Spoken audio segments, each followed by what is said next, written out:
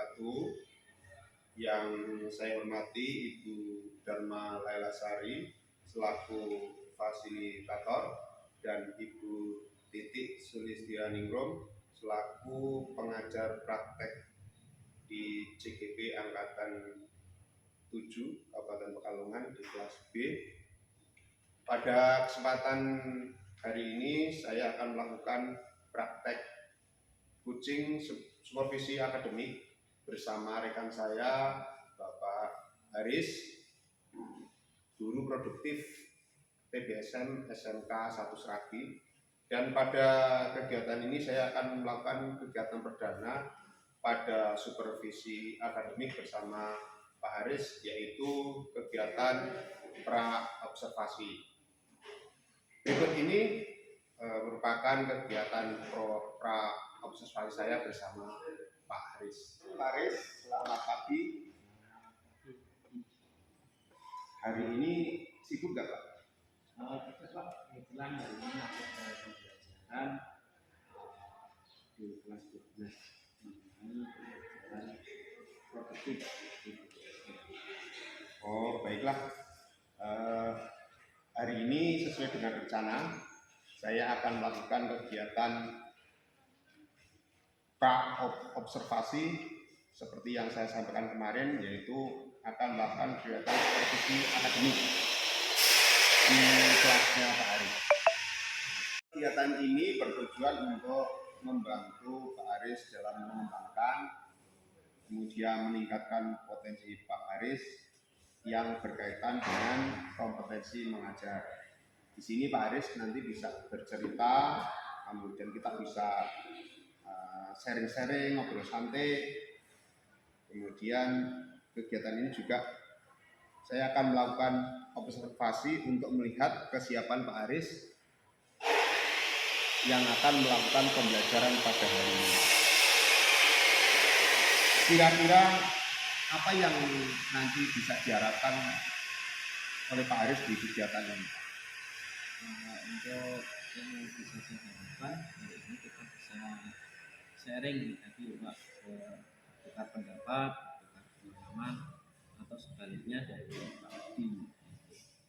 Kemudian untuk itu supaya potensi tadi bisa lebih ditingkatkan lagi dan supaya menjadi bisa lebih baik lagi. Oke, baik Pak. Jadi yang diharapkan dari Pak Haris hari ini kita bisa ngobrol, kita sharing, masukan. Kemudian kira-kira hari ini Pak Haris mau ngajar apa Pak? Untuk hari ini pembelajarannya yaitu di sistem penerangan di Kecamatan. Ini di kelas produktif otomotif TBSM Pak ya? Iya. Jadi nanti Pak Haris akan melakukan pembelajaran produktif tentang sistem penerangan di kelas 12 jurusan TBSM. Kemudian tujuan pembelajaran pada hari ini sudah ditentukan Pak Haris kira-kira apa? Untuk pembelajaran hari ini yaitu siswa nanti bisa diharapkan untuk dapat menjelaskan fungsi sistem penerangan dengan benar, kemudian menjelaskan fungsi-fungsi komponen sistem penerangan dan menjelaskan prinsip dan sistem kerja sistem penerangan itu sendiri. Kemudian apa yang dipersiapkan untuk kegiatan pembelajaran pada hari ini? Untuk persiapan saya sudah menyiapkan media pembelajaran, kemudian RPP, kemudian worksheet serta lembar evaluasi kerja. Ada kesulitan Pak tentang materi yang akan disampaikan hari ini, mungkin dalam siswa dalam menerima pembelajaran?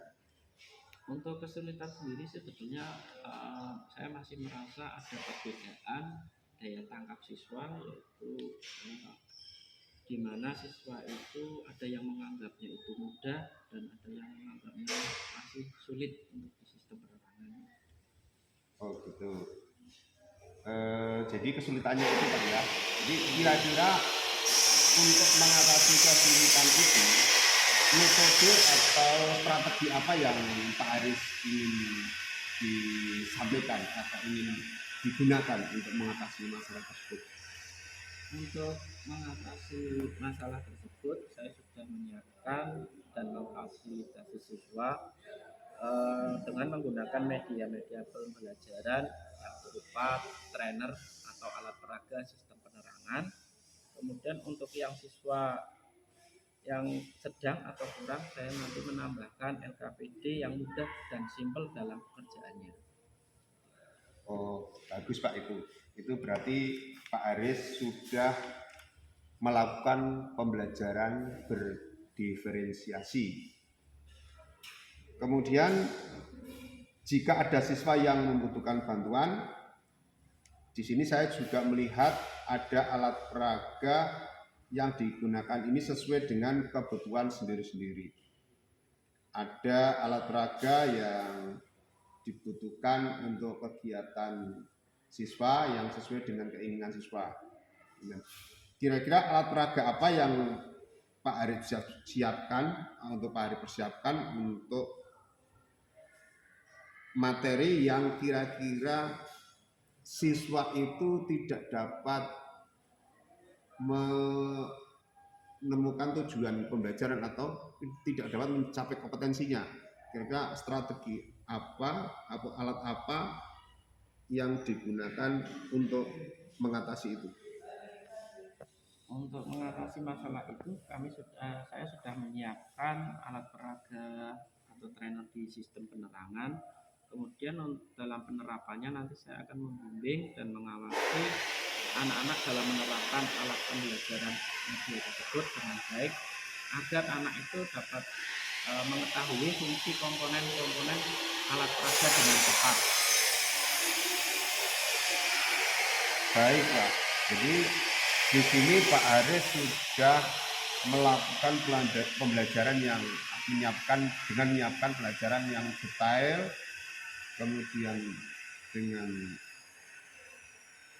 sesuai dengan keinginan dan kebutuhan anak, tetapi mungkin masih ada yang perlu disiapkan lagi, yang masih kurang tentunya. Kira-kira apa peralatan atau hal apa yang masih kurang di sini, Pak? Ya Pak, di dalam penyampaian materi ada beberapa hal yang kekurangan, yaitu di masalah perangkatnya Pak. Saya kerjakan tapi belum selesai dalam prosesnya, seperti itu. Oh, jadi kekurangannya ada di perangkat ya, bukan di peralatan atau di media. Nah, kira-kira kapan Pak Aris itu bisa melengkapi kekurangan tersebut? Nanti Pak, setelah pembelajaran ini selesai, dengan melihat kekurangannya, nanti saya akan melengkapi perangkat ini dengan cepat.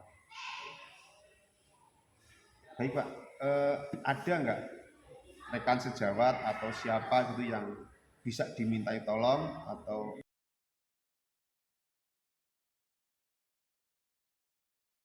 Assalamualaikum warahmatullahi wabarakatuh. Waalaikumsalam warahmatullahi wabarakatuh. Bagaimana kabarnya hari ini? Baik.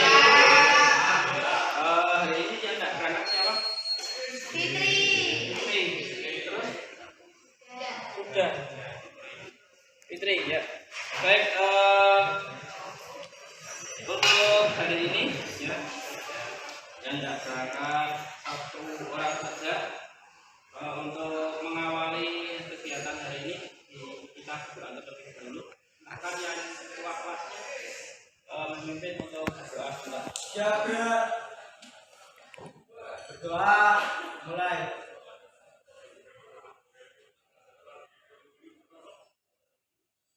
Selesai. Baik, terima kasih.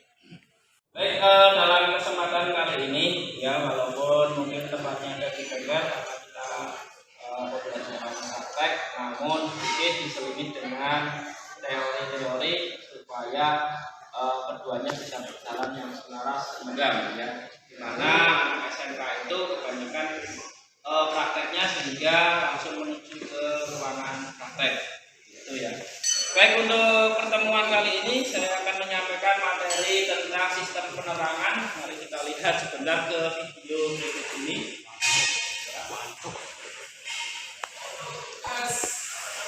Ini kita lihat. Ini ada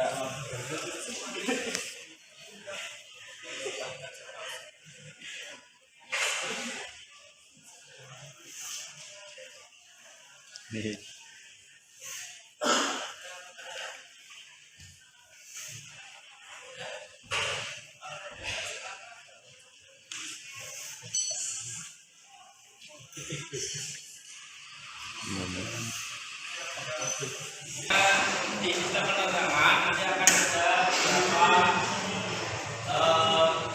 kompetensi yang harus dikuasai. Dan antaranya adalah memahami prinsip kerja sistem penerangan. Kemudian untuk belajarnya kalian bisa mengakses dari internet, dari juga untuk classroom ataupun mungkin dari media pembelajaran yang lain ya. Untuk itu juga sudah banyak disiapkan sehingga kalian bisa mengakses atau mencari sumber pembelajaran yang lain. Namun untuk di sistem penilaiannya nanti bisa lewat di classroom ataupun mungkin dari ini ada tes yang berupa pilihan ganda sebelum menggunakan paper ataupun kertas gitu ya. Nah, untuk nanti hasilnya untuk yang classroom bisa di-upload, kemudian untuk ulangan nanti ulangan gandanya sekitar 2 kali pertemuan lagi.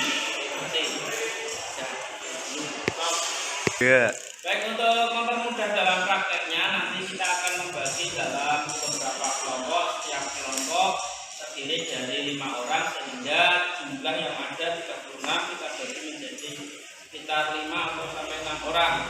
Untuk mempermudah saja maka 36 kita bagi menjadi 6 sehingga setiap kelompoknya terdiri dari 6 orang dan banyak 6 kelompok ya. Untuk berikutnya nanti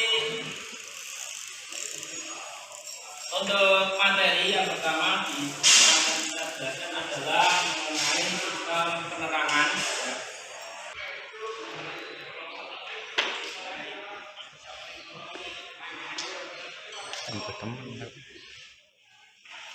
Ya. Untuk komponen-komponen di sistem penerangan yang pertama adalah lampu kepala, kemudian lampu kotak dan lampu panel. Lampu kepala yang di depan itu untuk biasanya sekarang sudah tergantikan dengan model lampu LED ya. Kalau dulu masih berupa lampu bolam, kemudian berkembang lagi menjadi lampu halogen, dan untuk menghemat energi sekarang digunakan lampu LED untuk sistem penerangan dan lampu depan.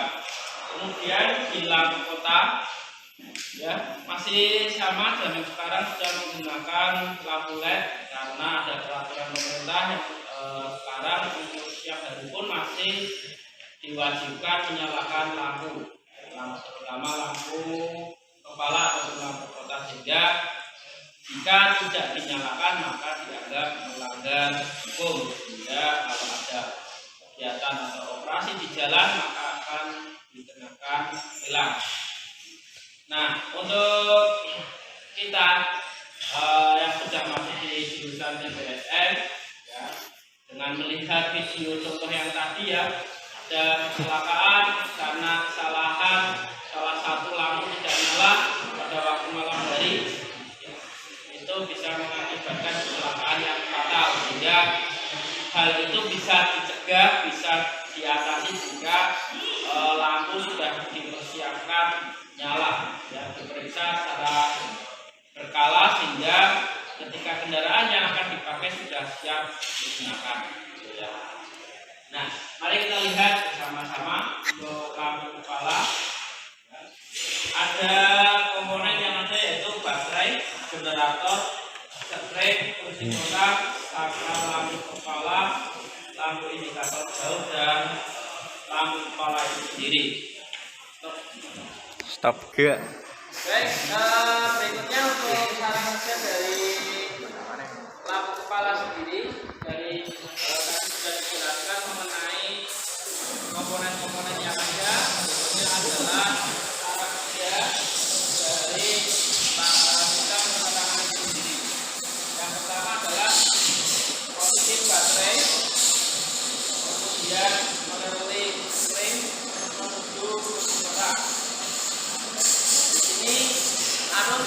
step B di saklar utama.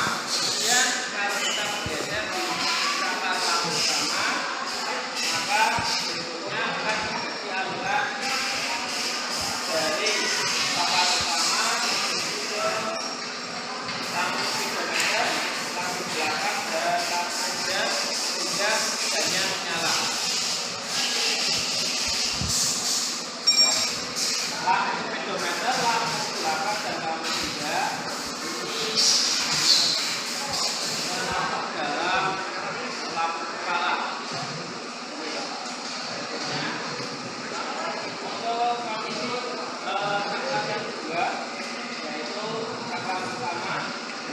Kemudian kita pilih saklar jauh terdekat. Jika kita memilih salah satunya,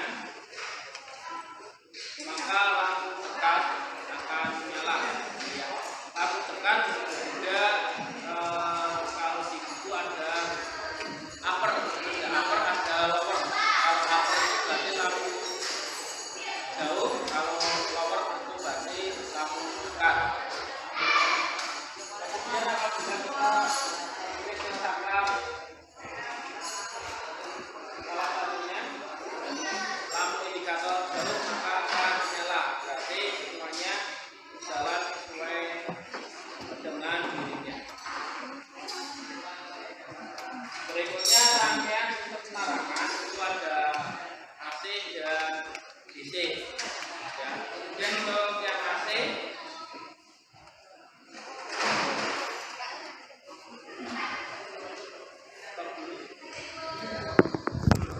Anjay. Ting. Wis. Enggak. untuk rangkaian di sistem penerangan itu ada adanya AC dan DC. Kemudian untuk yang AC kita lihat pada gambar, yaitu dimulai dari spool penerangan. Spool itu biasanya letaknya di blok mesin sebelah kiri. Untuk blok mesin di sebelah kanan itu biasanya konflik dan perangkatnya atau kabelnya. Kita lihat pada monitor, pada gambar, yaitu dari spool ya disearahkan melalui kiprok. Kiprok disebut juga sebagai penyearah atau dalam bahasa umumnya itu rectifier. Sebetulnya komponennya terdiri dari dua buah dioda atau 4 buah dioda supaya benar-benar itu jadi gelombang searah. Jadi kiprok ini fungsinya menyearahkan arus dari AC menjadi arus DC. Nah, berikutnya untuk seperti ini prinsip kerja rangkaian lampu kepala dan AC. Sebelumnya untuk yang lampu generator itu juga lampu kepala skala kerjanya itu seperti ini ya, AC. Baik, kita lihat pada media yang ada.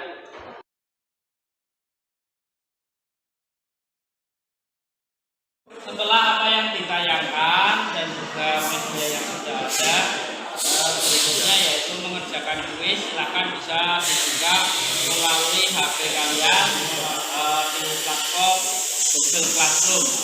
Ya, nanti di situ akan ada link yang diminta untuk mengerjakan soal pilihan ganda banyak 100 soal hingga nanti apabila tidak mencapai KKN bisa mengulang kembali sebanyak mungkin atau sesuai dengan harapan hingga semuanya bisa masuk dengan KKN. Ya, baik, silakan bisa dipersiapkan. Anjay. Selamat pagi Pak Aris. Gimana kabarnya? Alhamdulillah baik, sehat. Oke.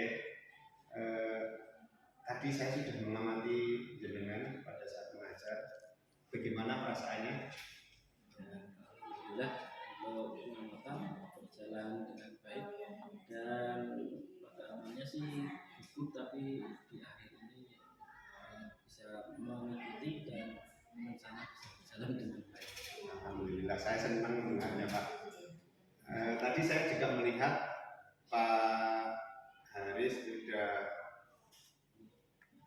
memberikan materi dengan baik, kemudian Pak Haris juga sudah mencapai tujuan pembelajaran dan berhasil mengatasi tantangan yang muncul, tetapi masih banyak hal yang perlu diperbaiki. Saya menyadari itu Pak. Kemudian untuk berikutnya saya coba untuk memberikan penjelasan yang lebih terperinci dan memberikan contoh-contoh yang relevan, namun ada juga siswa yang masih belum cukup untuk bisa memahaminya. Bagus Pak, saya setuju. Pak Haris juga harus memberikan umpan balik yang bagus kepada siswa pada saat siswa atau murid itu bertanya kepada Pak Haris. Itu akan membantu untuk mereka dalam memahami konsep baik yang sulit maupun apalagi yang mudah dapat dipahami lebih baik lagi. Tugas mereka dengan memberikan poin-poin dan bagian-bagian yang perlu diperbaiki. Kemudian untuk umpan balik ke siswa, saya biasanya memanggil siswa untuk membahas hasil pekerjaannya, dan hal itu saya lakukan secara pribadi dan memberikan umpan balik yang lebih mendalam supaya siswa bisa lebih baik lagi. Itu sangat baik Pak, tapi menurut saya umpan balik itu diberikan pada saat siswa itu setelah melakukan presentasi di depan kelas, sehingga teman-temannya itu bisa melihat dan menjadi pembelajaran atau menjadi evaluasi bagi teman-teman. Baik, saya akan mencobanya Pak. Selain itu Pak, ada hal yang perlu diperbaiki oleh Pak Haris, misalnya dalam meningkatkan interaksi atau hubungan dengan siswa dalam pembelajaran. Saya lihat tadi ada yang perlu ditingkatkan di situ Pak. Ya, saya setuju Pak untuk berusaha memberikan perhatian yang cukup kepada siswa, kepada semua siswa, tetapi mungkin ada beberapa siswa yang masih merasa belum terlibat dalam pembelajaran. Tepat Pak. Jenengan juga bisa mencoba teknik-teknik yang baru, teknik-teknik yang lebih interaktif dan partisipatif dalam pembelajaran, misalnya dengan menggunakan teknologi digital atau peralatan yang belum ada selama ini, agar siswa dapat berpartisipasi lebih baik dan nanti bisa mengerjakan tugasnya dengan baik. Baik Pak, saya akan mencoba teknik-teknik yang baru. Namun apakah dari Bapak sendiri ada saran untuk membantu saya dalam meningkatkan interaksi dengan siswa? Pak Haris bisa mencoba berkolaborasi dalam pembelajaran, misalnya dengan mengadakan diskusi kelompok atau proyek-proyek kolaboratif untuk membangun kerjasama dan kepercayaan antar siswa. Baik, terima kasih Pak atas saran-sarannya. Nanti saya akan mencoba menerapkannya di kelas pada pertemuan selanjutnya. Bagus Pak.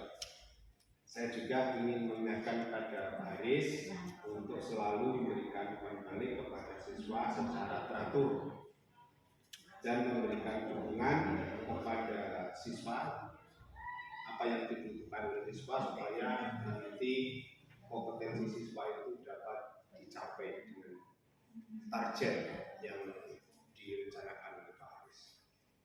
Terima kasih Pak banyak atas masukannya, dan saya merasa lebih percaya diri dan siap untuk terus meningkatkan Sama-sama Pak Aris. Saya senang dapat membantu Pak Aris dalam hal ini.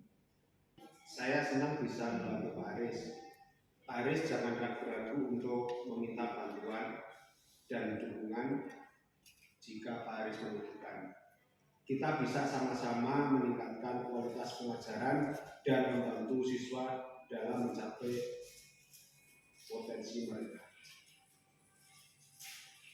Apakah Pak Aris merasa ada yang perlu dikembangkan untuk siswa di tempat Pak Aris yang tadi belajar? Untuk hal-hal yang perlu dikembangkan yaitu mengenai pelaksanaan asesmen formatif, Pak. Karena saya masih sedikit bingung mengenai hal tersebut. Mungkin bisa dijadwalkan dalam pertemuan depan atau pertemuan selanjutnya. Saya kira untuk pertemuan hari ini selesai. Mungkin di lain waktu kita dapat kembali lagi berjumpa lagi dengan Pak Aris. Terima kasih atas waktunya. Sekali lagi terima kasih.